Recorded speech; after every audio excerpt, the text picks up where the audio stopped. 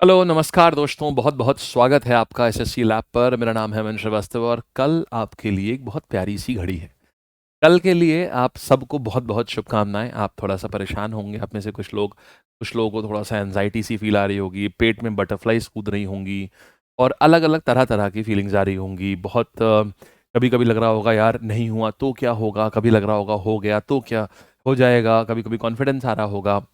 देखिए, अब क्या है ना, एक चीज़ तो तय है कि जो चीज़ होनी होगी वो होगी।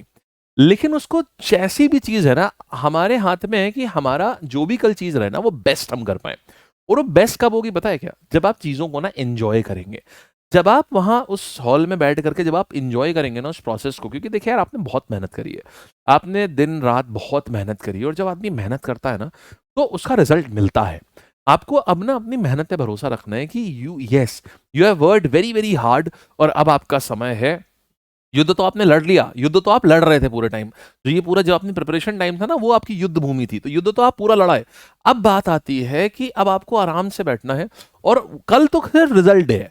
तो कल आपको क्या करना है, कुछ बातें मेरी ध्यान रखना, ये बातें आपको आपके एग्जाम में 5 से 10 नंबर ऊपर लेके जा सकती हैं। बहुत ध्यान से सुनिएगा। देखिए, पहली चीज जो लर्नर्स गलती करते हैं, वो ये है, please do not see here and there. गलती नंबर 1 होती है कि हम जैसे ही ना हमें पेपर मिलता है, हम पेपर सॉल्व करना शुरू करते हैं, तो इधर क्या है, नो पीपिंग। ये ध्यान रखना यार। क्यों होता है ऐसा, ये मैं आपको बताता हूँ। होता क्या है और ये हम कब करते हैं ये भी बताता हूँ। हमने पहला क्वेश्चन किया, हमसे क्वेश्चन नहीं हुआ। हमने दूसरा क्वेश्चन किया, हमसे दूसरा क्वेश्चन नहीं हुआ। अगर ऐसा होता है तो अब हमको दिक्कत आनी शुरू हो जाती है। हम धीमे से एक नज़र अपने बगल वाले के सिस्टम में देखते हैं और हमें उसके सिस्टम पे हरे-हरे, क्योंकि एसएससी में ये होता है, आप जिस चीज़ को आंसर कर दो तो वो आपका जो नंबर पहले होता है वो ग्रीन कलर का हो जाता है। हमें उसके सारे ग्रीन दिख रहे होते हैं। हमें इधर वाले पे देखते हैं ना, इधर वाले के भी ग्रीन दिख रहे होते हैं। हम अपने आप को इतना ज़्यादा हीन भावना से ग्रसित कर लेते हैं, हमें लगता है अरे यार बगल वाले लोगों के यार स्टार्टिंग के 10 मिनट हो चुके हैं और इनके तो लगभग 10-12 हरे-हरे दिख रहे हैं। मेरे में तो यार खाली 1 ही हरा यार, 2 ही हरे हैं। मैंने तो बाकी सवाल मैं छोड़ रहा हूँ यार, ये तो मेरे से हो नहीं रहे। हमको पैनिक स्ट्राइक कर जाता है और हम रैंडम उनको मैच करने के लिए हम करना शुरू कर देते हैं, अपने थोड़ा सा रैंडम आंसरिंग करनी शुरू कर देते हैं, या हम पैनिक कर जाते हैं। हम सवाल को हम फिर उसी सेक्शन को एकदम एंड से उठा के करना शुरू करते हैं। एंड से हम करना शुरू करते हैं, हम तुरंत फंसते हैं। हम सोचते हैं अरे यार एंड से नहीं हो रहा है, 2-3 सवाल करे हमसे नहीं हो रहा है यार, वापस से करते हैं। अच्छा 1 2 3 सही करते हैं, वही सही चल रहा था यार, थोड़ा समझ में तो आ रहा था, एंड वाला तो बिल्कुल समझ में नहीं आ रहा है। धीमे धीमे जैसे ही इस काम में हमसे 5-7 मिनट होते हैं ना, हम समझ चुके होते हैं पेपर जा रहा है हाथ से, हम सेक्शन जंप करने की कोशिश करते हैं। ये सब ना एक हम क्योंकि हमारा दिमाग ही एक हम स्टेबल तरीके से नहीं रख पाए, सिर्फ इसलिए हो रहा था। तो पहले ही ना एक रूल नंबर 1 याद रखना, नो पीपिंग। आपको किसी के सिस्टम में आपको नहीं झांकना है, ना तो किसी से पूछना है, ना किसी को बताना है। दूसरी बात आती है, सेकंड नंबर आता है कि आपका जो सीक्वेंस है, do not change the sequence. आप जिस सीक्वेंस से आप मॉक प्रैक्टिस करते आए हो ना, उसी सीक्वेंस को रखना, वो उससे आपको बहुत फायदा होगा। तीसरी, और ये तीसरी सबसे ज्यादा महत्वपूर्ण बात है, कुछ भी हो जाए, कुछ भी हो जाए, आप जितना आपने पढ़ा हुआ है ना, चाहे कुछ भी हो जाए, ये ध्यान रखिएगा, आपने जितना भी पढ़ा हुआ है, आपने अच्छा पढ़ा है। आप जब सवाल सॉल्व करिएगा बस रुकिएगा नहीं किसी पे। कई बार क्या होता है, जैसे मान लो मैंने ना प्रॉफिट एंड लॉस बहुत अच्छे से पढ़ा हुआ है, मैं अब उसको ना, मैंने 200-250 सवाल प्रैक्टिस करे हैं, तो मैं उसको अपने ईगो पे ले जाता हूँ। प्रॉफिट एंड लॉस का एक सवाल मेरे से नहीं होगा, पहले मैं सॉल्व करूंगा, मैं सॉल्व करके मेरा आंसर नहीं आया, फिर हमारे एक नेचुरल इंक्लिनेशन होता है, हम एक बार दोबारा चेक करते हैं जा करके, दोबारा चेक करते हैं जा करके। अब ऑलरेडी हमको 2 से 3 मिनट लग चुके होते हैं, 2 मिनट तक हमको लग चुका होता है, 2 मिनट हमारे जा चुके होते हैं, फिर हम उसको चेक करने जाते हैं, फिर हम उसको कर लेते हैं। अब हमारे 3-3.5 मिनट जा चुके हैं, अब हम थोड़ा सा सोचते हैं नहीं हो रहा है, हम सवाल जंप करके अगले सवाल पे जाते हैं। अब हम सोचते हैं कि यार, फिर हम अगले सवाल पे सोच रहे होते हैं यार ऑलरेडी 3 मिनट दे दिए हैं, यार ऐसा करते हैं उसी सवाल को पहले पूरा कर लेते हैं, और हम वापस से इसी सवाल पे आ जाते हैं। ये जो बार बार ट्रांजिशन है ना, ये हमारे तकरीबन 4-5 मिनट ले जाता है। अब हम पैनिक में फिर आ जाते हैं। यार पैनिक को कंट्रोल करना है ना, तो फर्स्ट रीडिंग सेकंड रीडिंग का कंसेप्ट रखो, सिंपल सा है। अरे अगर डिफिकल्ट क्वेश्चन कर भी लोगे तो क्या ज्यादा नंबर मिल जाएंगे? नहीं ना। अरे आप डिफिकल्ट क्वेश्चन कर भी लेंगे तो हो सकता है डिफिकल्ट क्वेश्चन करने में आप 2-3 मिनट आप निकाल दें। अरे लल्लू क्वेश्चन 5 से 6 क्वेश्चन आप छोड़ जाओगे। वो जो एग्जामिनर ने लल्लू क्वेश्चन सेट करे हुए हैं, वो आप 5-6 क्वेश्चन आपके छूट जाएंगे, क्योंकि आप डिफिकल्ट क्वेश्चन करने में लगे हुए थे। एक्स्ट्रा नंबर थोड़ी ना मिल जाएंगे आपको डिफिकल्ट क्वेश्चन करने में, राइट? तो इसीलिए कोई डिफिकल्ट क्वेश्चन अटेम्प्ट मत करो। मैं आपको अभी से बता दे रहा हूं, पूरे पेपर में ना, अगर हम बात करूं डिफिकल्ट क्वेश्चंस की, तो पूरे पेपर में डिफिकल्ट क्वेश्चन होंगे। मान लो मैथ्स की बात करूं, मैथ्स में 3 से 4 सवाल डिफिकल्ट होंगे। अरे ये छोड़ने के लिए है यार, ये करने के लिए है ही नहीं।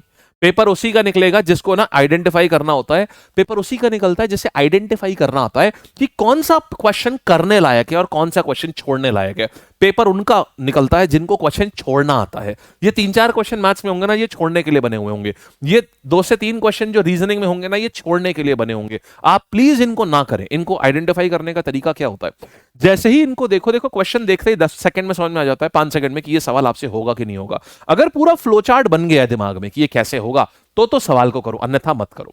आपको लग रहा है लंबा सवाल है, बाद में कर सकते हैं, मार्क फॉर रिव्यू कर दो, बाद में आ करके कर देना। लेकिन हो सकता है एक सवाल में 2-3 मिनट दे दो, आगे जाकर के इंग्लिश में या जीएस में उसी 2-3 मिनट में 4-5 सवाल हो सकते हैं।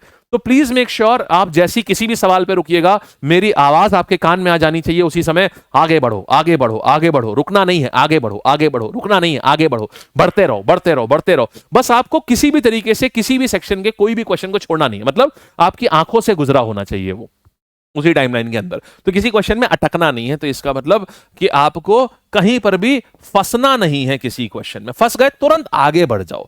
ये ट्रैप होते हैं, फंसना नहीं है। ये ट्रैप होते हैं जो एग्जामिनर सेट करता है। अगर आप डिफिकल्ट क्वेश्चन को करने में लग गए तो आप एग्जामिनर के ट्रैप में फंस चुके हैं साहब। और आपको एग्जामिनर के ट्रैप में ही नहीं फंसना है, बस ये ध्यान रखिएगा। तो एग्जामिनर में ट्रैप में ना फंसने का क्या तरीका है? एग्जामिनर के ट्रैप में ना फंसने का इकलौता तरीका है कि आप जितने भी आसान क्वेश्चन है फर्स्ट रीडिंग में सारे कर डालिए एक सेक्शन के, और फिर उसके डिफिकल्ट क्वेश्चन करिए। उससे आप कभी आपका छूटेगा नहीं। हालांकि एंड में आप पैटर्न में चेंज करिएगा। बस ये ध्यान रखिएगा किसी भी क्वेश्चन में रुकना नहीं है।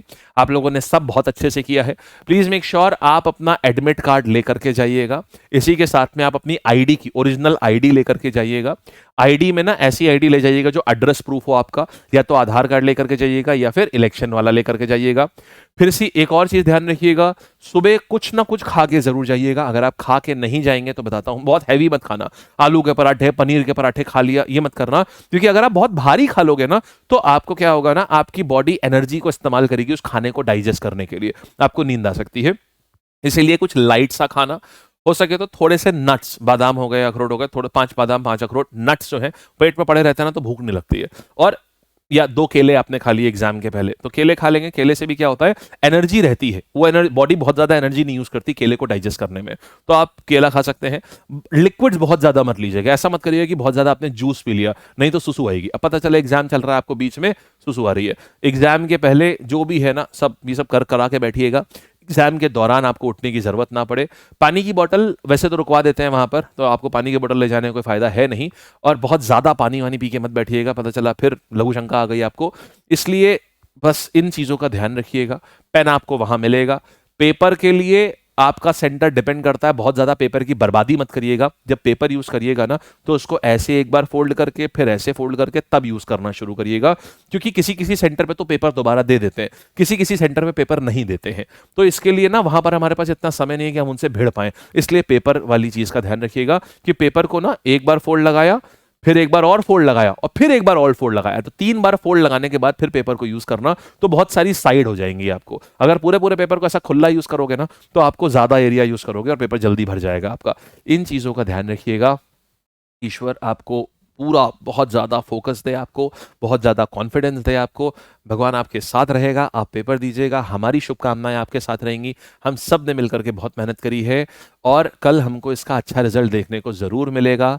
और जैसा भी पेपर आएगा, हम तुरंत 9:45 पे हमारी एनालिसिस शुरू हो जाएगी।